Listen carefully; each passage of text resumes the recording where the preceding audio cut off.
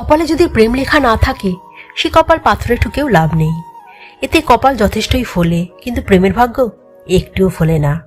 প্রেম মূলত 3 ধরনের হয়। 1 নম্বর, যেটা খুব সহজ, একটি ছেলে আর একটি মেয়ে একে অপরকে দেখলো, তারপর ধীরে ধীরে বন্ধুত্ব, তারপর বন্ধুত্বটা আস্তে আস্তে প্রেমে পরিণত হয়ে গেল। 2 নম্বর হলো একতরফা প্রেম। ধরো তুমি একজনকে দেখলে, তাকে তোমার খুব ভালো লাগলো, কিন্তু তাকে তোমার মনের কথা বলতে পারছো না। একটা লজ্জা, ভয়, দ্বিধা, সংকোচ সবকিছু মিলিয়ে তোমার প্রপোজ করার ইচ্ছাটাকে যেন আটকে রাখছে। এইভাবে চলতে চলতে তুমি একদিন দেখলে সব শেষ, তোমার মন ভেঙে গেল, তুমি হতাশায় ডুবে গেলে। আর 3 নম্বর হলো তুমি কাউকে দেখে তার প্রেমে পড়ে গেলে, যাকে বলে একদম হাবুডুবু খেতে শুরু করে দিলে এবং সাহস করে প্রপোজটাও করে দিলে, কিন্তু সে তোমাকে রিফিউজ করে দিল, সঙ্গে দুটো জ্ঞান ট্যান দিয়ে দিল, আর যায় কোথায়, তুমি তোমার জীবনের দরজায় খিল দিয়ে দিলে। আমার আজকের ভিডিও ওই 2 আর 3 নম্বরদের নিয়ে। তোমার ভিডিওটা মন দিয়ে দেখো আর ভাবো, শুধু একজন মানুষের জন্য কেন আমি সবকিছু থেকে নিজেকে দূরে সরিয়ে রেখে আমার নিজের উপর আর যাদের জন্য তোমার কিছু দায়িত্ব রয়েছে তাদের উপর অবিচার করব? আমি শুরুতেই বলবো, নিজেকে প্রথমেই মানসিকভাবে প্রস্তুত রেখে এগোনো উচিত। যে ভাবনাটা একতরফা ভাবে আমার, যেটা উল্টো দিকের মানুষটা নাও মানতে পারে, তাতে কষ্টটা কম হবে।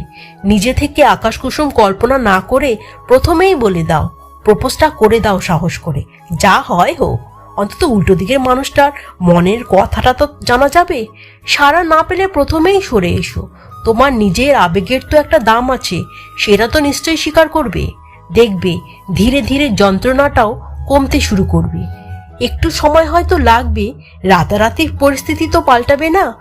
প্রেমে আশানুরূপ সাড়া না পাওয়ার ঘটনা আগেও প্রচুর ঘটেছে, ভবিষ্যতেও ঘটবে। তাই তুমি একা নও। তাই প্রেমে বিফল হলে আরেকজন কেউ তোমার মূল্য না বুঝে কিছু কথা বলল, যেটা তোমার এবারে নয়, ব্যাস তুমি নাওয়া খাওয়া কাজকর্ম ছেড়ে দিয়ে নিজের উপর অবিচার শুরু করে দিলে। সেটা কোনো কাজের কথা নয়।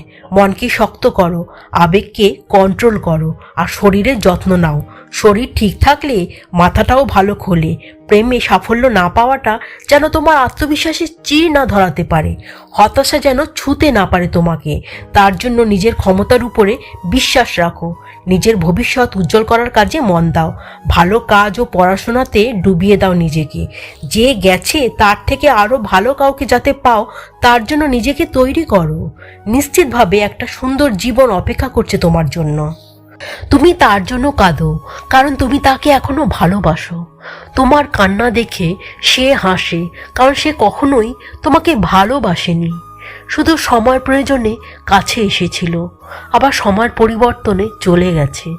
মাঝখানে যা কিছু হয়েছিল সব আবেগ, আর শেষে যা হয়েছে সব প্রতারণা।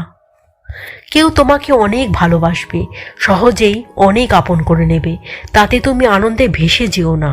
এই আনন্দ তোমার জন্য নাও হতে পারে। অপেক্ষা করো সময়ের জন্য, সময়ই বলে দেবে এ ভালোবাসা তোমার জন্য দুঃখের না সুখের। তার জন্যই কাঁদো যে তোমার চোখের জল দেখে সেও কেঁদে ফেলে, কিন্তু এমন কারোর জন্য কেঁদো না যে তোমার চোখের জল দেখে উপহাস করে। তো আমার বন্ধুরা, বাস্তবতাকে স্বীকার করে নাও আর ভালো থেকো। আজকের মতো আমি আসি, দেখা হচ্ছে পরের ভিডিওতে। ধন্যবাদ।